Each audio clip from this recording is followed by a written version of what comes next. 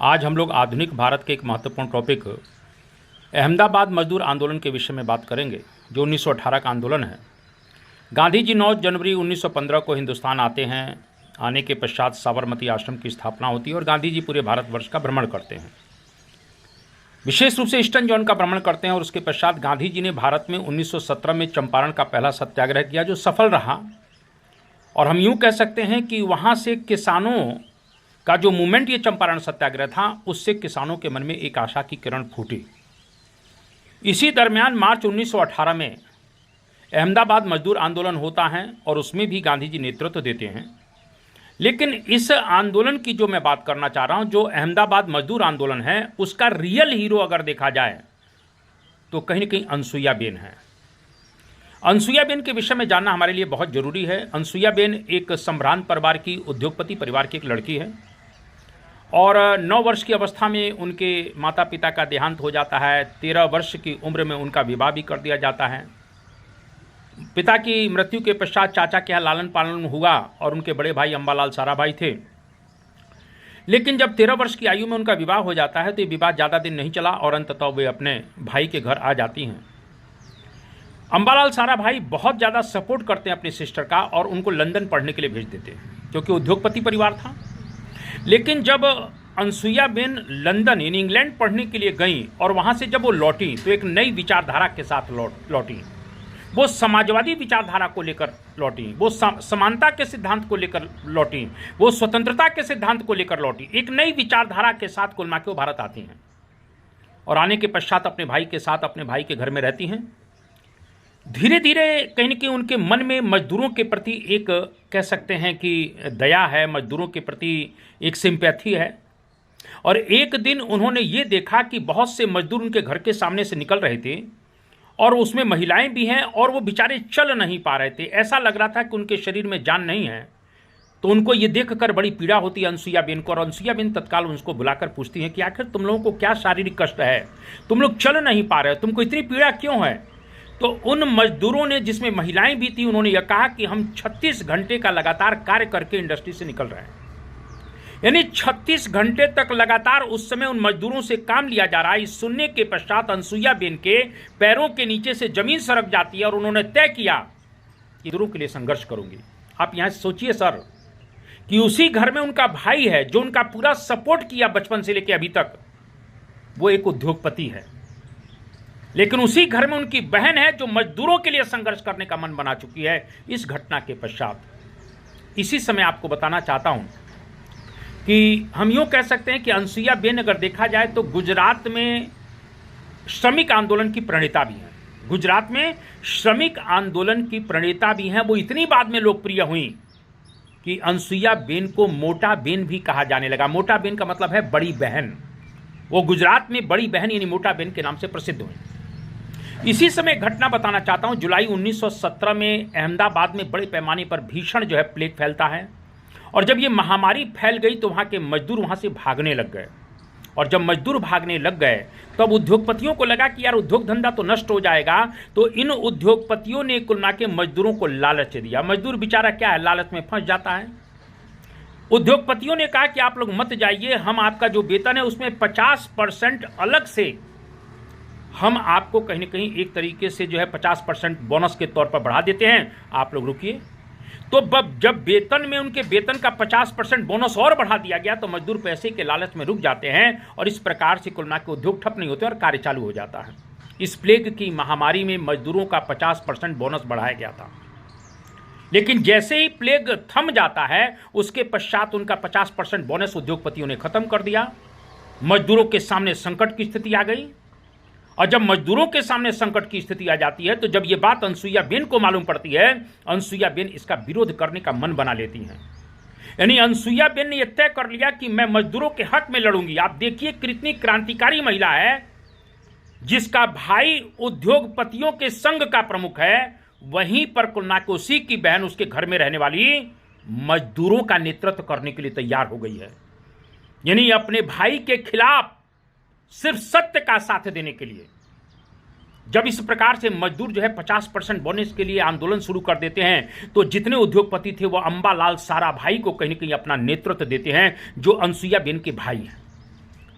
अंबालाल साराभाई उद्योगपतियों के एसोसिएशन के अध्यक्ष बन गए, जबकि अनसुईया बेन मजदूरों और बुनकरों के एसोसिएशन के अध्यक्ष बन जाती हैं।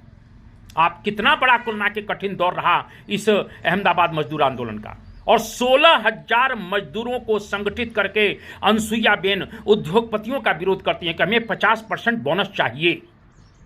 वो पैम्फलेट जारी करती हैं कि यह आंदोलन अब पीछे नहीं हटेगा। इस प्रकार से दफ्तरियों पर मजदूरों के लिखा रहता था कि यह आंदोलन अब पीछे नहीं हटेगा, यह आंदोलन चलेगा, और इस प्रकार से मजदूर हड़ताल करना शुरू कर देते हैं। अनसुईया बेन के नेतृत्व में उधर उद्योगपति उन्हीं के भाई अंबालाल साराभाई के नेतृत्व में संगठित हो जाते हैं, और यह आंदोलन बड़ी तेजी से चल रहा है। इसी से मैं आपको बताना चाहता हूं, महिला अधिकारों की रक्षा नाम से एक पैम्फलेट और अनसुईया बेन ने जारी किया, जिसके कारण से इस आंदोलन में महिलाओं ने भी बढ़ चढ़कर भाग लिया है।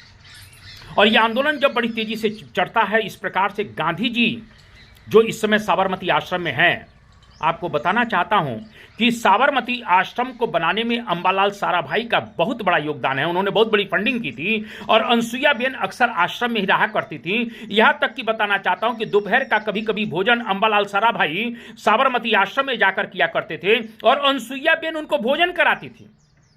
यानी जो उनकी बहन अनसुईया बेन है, वो अंबालाल साराभाई को भोजन कराती थी, यानी अपने परिवार में बहन का कर्तव्य भी पूरा कर रही हैं। लेकिन राजनीतिक मंच पर वो मजदूरों के साथ भी खड़ी है। महाराज, ऐसा दुर्लभ इतिहास कहां मिलेगा आपको? पढ़ा दिया जाता है गांधी जी ने किया, गांधी जी ने किया। अनसुईया बेन कुल के इस अहमदाबाद मजदूर आंदोलन की वास्तविक हीरो। आंदोलन जब तेजी से बढ़ता है, इस प्रकार से कहीं न कहीं मिल मैनेजमेंट को झुकना पड़ा, और इस तरह से 20% बोनस देने के लिए तैयार हो गए। अनसुईया बेन ने कहा, नहीं, हमको 50% जो आपने बढ़ाया था वही बोनस चाहिए। मजदूर कुल के कहीं न कहीं 50% के लिए तुले हुए हैं, लेकिन मैनेजमेंट कहता है हम 20% से ज़्यादा नहीं देंगे। संघर्ष चलता है, हड़तालें शुरू हो जाती हैं। गांधी जी ने कहीं न कहीं मजदूरों का यहाँ पक्ष लिया।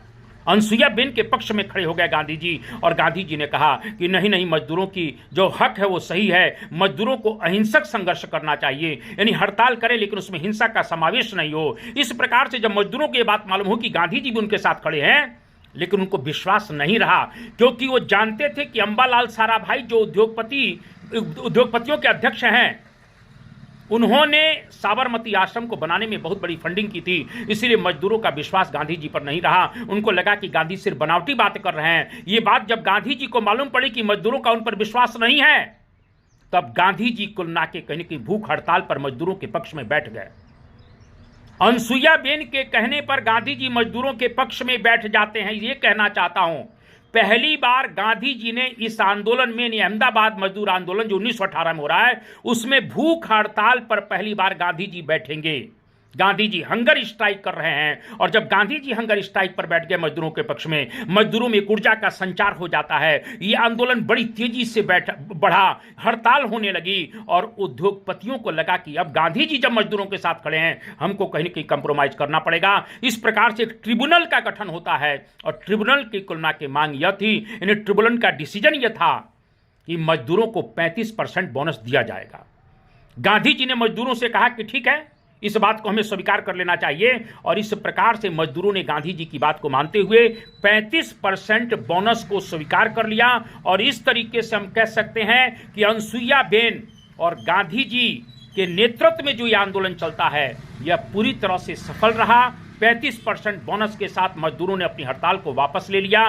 मैं यही कहना चाहता हूं, इस अहमदाबाद मजदूर आंदोलन के अगर वास्तविक हीरो हैं तो अनसुईया बेन है, और गांधी जी ने भारत में पहला भूख हड़ताल अगर किसी आंदोलन में किया तो वो अहमदाबाद मजदूर आंदोलन है। और यहाँ ध्यान रखिएगा, इस तरीके से मैं कहना चाहता हूँ, अनसुईया बेन आंदोलन आगे भी मजदूरों के लिए करती रही, जिसके लिए उन्होंने मजदूर महाजन संघ की स्थापना 1920 में की है। मजदूरों की बच्चियों के पढ़ने के लिए उन्होंने स्कूल स्थापित किए, जिसे कन्या गृह के नाम से जाना जाता है। इस प्रकार से गुजरात में कह सकते हैं कि अनसुईया बेन एक प्रकार से श्रमिक आंदोलन की एक बहुत बड़ी कहीं की लीडर बनी। और इस तरीके से हम कह सकते हैं कि अहमदाबाद मजदूर आंदोलन निश्चित रूप से एक प्रकार से गांधी के नेतृत्व में चला और इस तरीके से सफल रहा। इस आंदोलन से कहीं ना कहीं मैसेज हिंदुस्तान के किसानों और मजदूरों को यही मिला कि जब गांधी के नेतृत्व में चंपारण के किसानों की समस्या का समाधान हो सकता है, जब गांधी के नेतृत्व में अहमदाबाद में मजदूरों की समस्याओं का समाधान हो सकता है, तो एक ना एक दिन हिंदुस्तान के किसानों और मजदूरों की समस्या का समाधान होगा और तभी गांधी के साथ हिंदुस्तान का किसान और हिंदुस्तान का मजदूर उनके आंदोलन में खड़ा होता है। आप सभी लोगों को नमस्कार। जय हिंद, जय भारत, वंदे मातरम।